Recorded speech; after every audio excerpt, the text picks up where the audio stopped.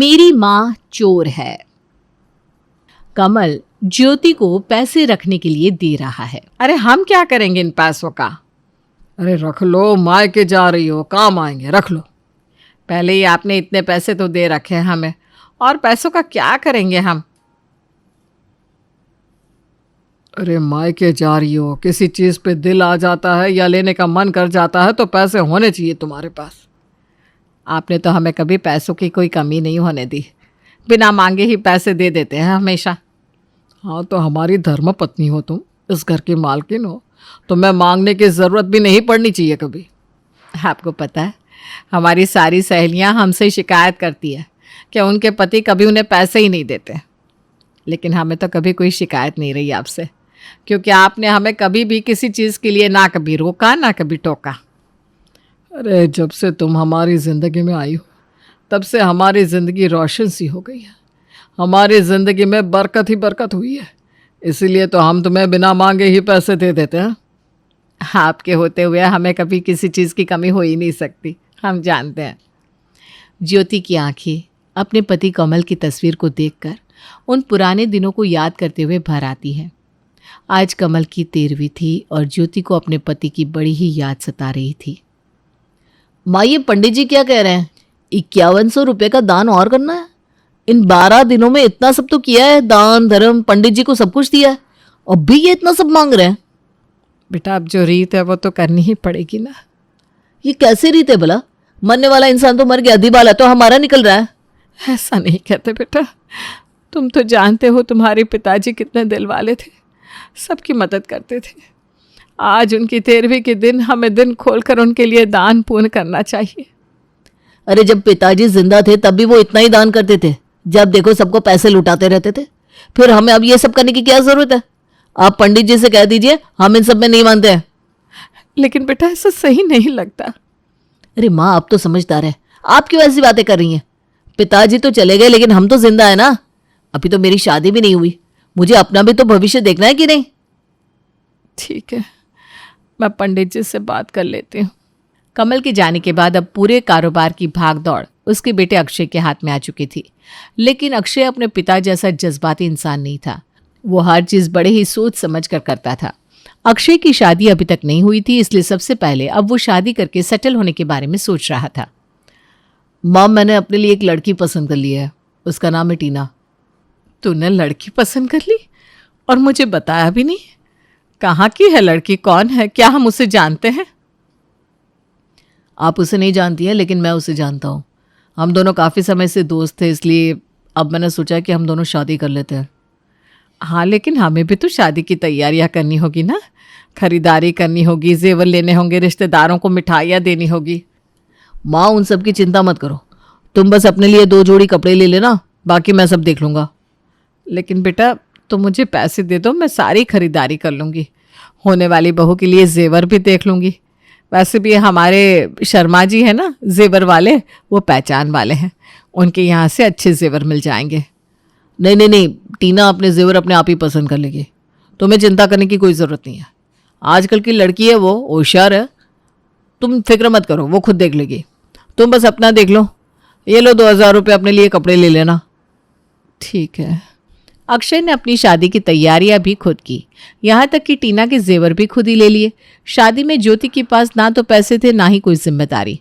उसे ऐसा लग रहा था जैसे वो किसी गैर की शादी में आई है। अरे बाजी, आपके बेटे की शादी है ना?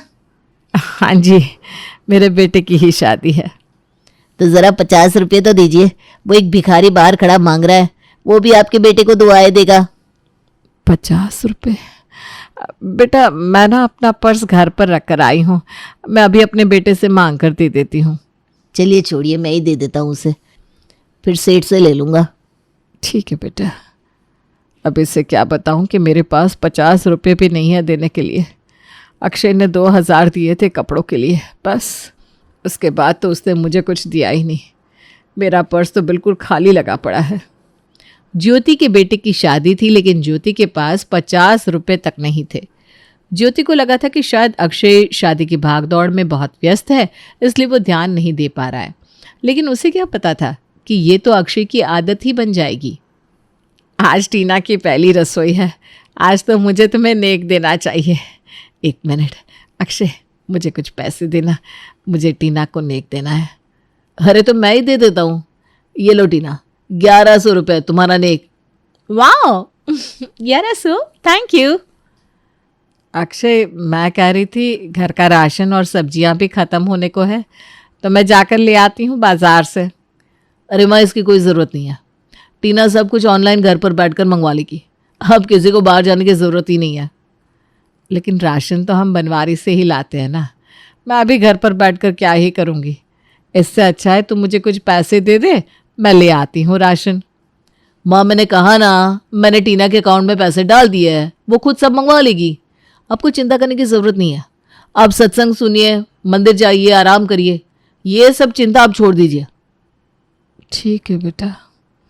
अक्षय और टीना ने घर का हर खर्च और काम खुद में बांट लिया था और घर का खर्च भी दोनों ही चलाते थे। लेकिन इस बीच में ज्योति के पास 1 पैसा नहीं था अपने खर्च के लिए। आज तो बड़ा ही सुंदर भजन गाया पंडित जी ने, मन ही खुश हो गया।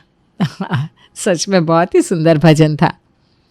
अरे इसीलिए हम सब मोहल्ले वाले सोच रहे हैं कि कल एकादशी के दिन पंडित जी को दान देते हैं। मैं तो कहती हूँ तू भी उनके लिए दान लेकर आ जाना, उससे मंदिर की मदद भी हो जाएगी और अपने हाथों से दान भी हो जाएगा। अक्षय से कहूँगी दान के लिए तो फिर से गुस्सा हो जाएगा, और मेरे पास तो खुद के पैसे ही नहीं। अरे क्या हुआ, क्या सोच रही है, कुछ बोल नहीं रही? अब नहीं, तुम सब दान दे दो, मैं फिर कभी दे दूँगी। अरे हमारे साथ देती तो अच्छा होता ना, सब साथ में देंगे तो उनकी मदद भी हो जाएगी। नहीं, मैं फिर कभी दे दूँगी। अभी हमने दूसरी जगह दान दिया था ना, इसलिए अभी नहीं हो पाएगा। चल ठीक है, जैसी तेरी मर्जी। अरे ये देख, गरम गरम कचौरी वाला जा रहा है, चल खाते हैं। नहीं, तुम खा लो, मुझे नहीं चाहिए। लेकिन तुझे तो कचौरी बहुत पसंद है। जब भाई साहब जिंदा थे तो वो तेरे लिए हर दूसरे दिन ले आते थे, है ना? हाँ, पर उनके जाने के बाद जैसे सब कुछ ही बदल गया। अब कचौरी खाने का मन ही नहीं करता। तो ठीक तो है ना ज्योति? अब हाँ, ठीक हूँ, बस उनकी बहुत याद आती है। वो मुझे घर की लक्ष्मी कहते थे, पता है। जितना भी कमाते थे सब कुछ मेरे हाथ में लाकर रख देते थे। अब तो ना वो रहे और ना ही। नहीं, कुछ नहीं, तू खा ले कचौरी, मैं चलती हूँ। ज्योति के पास अपने खुद के पैसे नहीं थे। यहाँ तक कि अगर उसे कुछ भी खरीदना होता तो उसे अक्षय को सफाई देनी पड़ती कि उसे किस लिए पैसे चाहिए। अरे दवाइयाँ तो मैं लाया हूँ ना माँ, आपकी सब कुछ तो ला कर दिया है, आपका साबुन, दवाइयाँ, पाउडर। अब आपको किस लिए पैसे चाहिए? और वो बेटा, कल मोहल्ले में शादी है ना, तो उसके लिफाफे में 500 रुपये डालने थे ज़रा। हाँ तो 2 लिफाफा मैं डाल देता हूँ। और 500 रुपये क्यों डालने हैं? 200 रुपये सही है बस। बेटा, उनसे हमारा सालों पुराना रिश्ता है। तुम्हारे पापा और भाई साहब बहुत पुराने दोस्त हैं। उनकी बेटी की शादी में हम 200 रुपये डालेंगे तो अच्छा नहीं लगेगा। उनका रिश्ता पापा के साथ था, मैं उन्हें नहीं जानता हूँ। 200 रुपये सही है, ये लीजिए लिफाफा। अक्षय, मैं ये कह रही थी कि मुझे कुछ पैसे दे देता तो अच्छा रहता। अरे माँ, आपको जब पैसे चाहिए होते हैं मैं देता हूँ ना। आप अपने पास पैसे रख कर क्या करेंगी? दवाइयाँ, राशन, आपका हर सामान तो मैं आपको ला कर देता हूँ। अब क्यों चाहिए पैसे? ऐसा नहीं है बेटा, मैं तो बस ये कह रही थी कि खुद के पैसे होंगे तो सही रहता है। कभी किसी चीज़ पे दिल आ जाए तो तुझसे मांगना अच्छा नहीं लगता। तो आप फालतू चीज़ों में पैसे बर्बाद करना चाहती हैं, और आपको कुछ भी चाहिए तो आप मुझसे कहिए, मैं ला दूंगा। ये क्या होता है पैसे दे दो, पैसे दे दो? आप तो सबको पैसे बांटती फिरेंगी। आपको जो चाहिए मुझसे कहिएगा, बस। ठीक है बेटा। ज्योति के बार बार कहने पर भी अक्षय ने ज्योति के हाथ में कभी पैसे नहीं दिए। लेकिन अब ज्योति ने पैसे लेने का एक और तरीका अपना लिया था। अरे टीना, मैंने इसमें 2000 रुपये रखे थे, तुमने देखा है क्या? नहीं तो मैंने नहीं देखे, क्यों, क्या हुआ? अरे कल ही मैंने इस जेब में 2000 रुपये रखे थे, पता नहीं अब मिल नहीं रहे। तुम दुकान पर ही भूल गए होगे, तुम्हें याद नहीं होगा। अरे नहीं, मुझे याद है, मैंने इसी जेब में पैसे रखे थे, पता नहीं अब कहाँ गए। अरे देख लो, यहीं कहीं होंगे, कहीं रखकर भूल गए होंगे। ये भी हो सकता है। अक्षय ने इस बात को नजरअंदाज कर दिया क्योंकि उसे लगा था कि वो शायद सच में पैसे दुकान से लाया ही नहीं है। लेकिन कुछ दिन बाद फिर उसके कमरे से 5,000 रुपए गायब थे। मैंने यही तो रखे थे इस कबर्ड में, कहाँ गए? टीना, टीना, क्या हुआ? मैंने यहाँ कल रात को 5,000 रुपए रखे थे, कहाँ गए? अरे मुझे नहीं पता कहाँ रखे थे तुमने। मुझे तो अभी अभी पता चल रहा है कि यहाँ 5,000 रुपए भी थे। ऐसा कैसे हो सकता है? मैंने कल ही रात को तो रखे थे, यहाँ अभी मिल नहीं रहे। कल रात को वो मिस्त्री आया था, उसने तो नहीं लिए होंगे। अरे हाँ, कल वो यहीं कमरे में ही दरवाजा ठीक कर रहा था ना, उसी ने लिए होंगे जरूर। तभी कहती हूँ पैसे ध्यान से रखा करो, हो गए ना चोरी। आगे से ध्यान रखूंगा भैया। ये दूसरी बार था जब अक्षय के पैसे चोरी हुए थे, लेकिन अब हर दूसरे दिन अक्षय के साथ कुछ न कुछ ऐसा हो ही रहा था। अरे तुम मुझ पर क्यों चिल्ला रहे हो? मुझे क्या पता तुम्हारे 4,000 रुपये किसने लिए है? हमारे कमरे में और कोई आता जाता नहीं, हम दोनों के अलावा और कौन ले सकता पैसे? मेरे पास अपने पैसे हैं, मैं क्यों लेने लगी तुम्हारे पैसे? मुझ पर चिल्लाना बंद करो, समझे? अरे तो और कौन हो सकता है जो इस घर में ऐसा काम कर सकता है? क्यों, तुम भूल गए क्या? तुम्हारी माँ भी रहती है इस घर में, जिसे तुम फूटी कौड़ी भी नहीं देते। वो चुराती होंगी हम दोनों की नजर से बचाकर पैसे। माँ ये काम करती है? हाँ नहीं तो क्या। आज भी मैंने एक आदमी को उनके कमरे में जाते हुए देखा है। मुझे तो लगता है वो उसे ही पैसे दे रही हैं अपने बैंक अकाउंट में जमा करने के लिए। इसका मतलब मेरी माँ चोर है? आज भी वो इंसान आता ही होगा माँ जी के पास। आज तो हम उन्हें रंगे हाथों पकड़ लेंगे। हाँ, आज तो चोर माँ को पकड़ ही लूंगा। अक्षय और टीना दरवाजा खोलकर ज्योति के पास आते हैं और उसी वक्त ज्योति कालू नाम के एक व्यक्ति को पैसे दे रही थी। देखा, मैंने कहा था ना यही चोर है। देखो, ये वही 4,000 है जो तुमने अपने कमरे में रखे थे। अरे ये तो वही 4,000 है। इसका मतलब सच में माँ आप ही चोर है? हाँ, ये सच है। तुम्हारे सारे पैसे मैंने ही चुराए हैं। मैं ही चोर हूं। आपको शर्म नहीं आती अपने ही घर में चोरी करते हुए? आपको क्या कमी रखी है मैंने? वक्त से खाना, दवाइयाँ, कपड़े सब तो आपको मिल जाता था, फिर आपको चोरी करने की क्या जरूरत पड़ गई? अरे इनकी नीयत ही खराब हो गई है तुम्हारे पैसे देखकर। देखो, इसलिए कितने पैसे दे रही है? बस बहुत हो चुका आप दोनों का। अरे तुम होते कौन हो हमारे बीच में बोलने वाले? मैं आपके पिताजी का सेवक हूँ। मैंने उनके साथ बहुत समय बिताया है और आप जिसे अपना पैसा कह रहे हैं ना, वो हमारे दयालु मालिक का पैसा है। उन्होंने ये कारोबार खड़ा किया है। और रही बात माँ जी के चोरी करने की, तो इसमें भी आपकी ही गलती है। माँ जी ये पैसे अपने लिए नहीं बल्कि मालिक का वचन पूरा करने के लिए चोरी कर रही थी।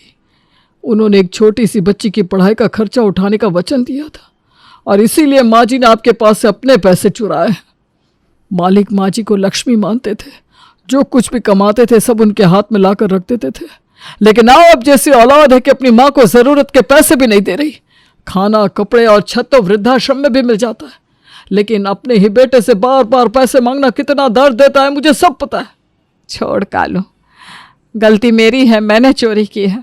नहीं माँ जी, बच्चे जब बड़े हो जाते हैं तो उन्हें बिना मांगे ही अपने माता पिता को कुछ पैसे दे देने चाहिए, जिससे वो बिना हाथ फैलाए सर ऊंचा करके जी सके। और यह है कि सही कहा आपने, मैं नालायक औलाद हूँ। मैं पैसे में इतना अंधा हो गया कि ये भी भूल गया कि ये सब मेरे माता पिता का ही दिया हुआ है। माँ मुझे माफ़ कर दो प्लीज़। मुझे नहीं पता कैसे आपसे नजरें मिलाऊं, लेकिन प्लीज़ मुझे माफ़ कर दीजिए। माता पिता के लिए तो बच्चे हमेशा ही छोटे रहते हैं, लेकिन बच्चों को भी ये समझना चाहिए कि एक उम्र के बाद माता पिता के पास पैसे नहीं रहते, इसलिए उनका सहारा बच्चे ही होते हैं। अगर बच्चे उन्हें नज़रअंदाज करते तो फिर मेरे जैसी बदनसीब माँ चोरी करने लगती है अपने पति का वचन पूरा करने के लिए। नहीं माँ, गलती मेरी है, प्लीज़ मुझे माफ़ कर दो। आप चोर नहीं हो माँ।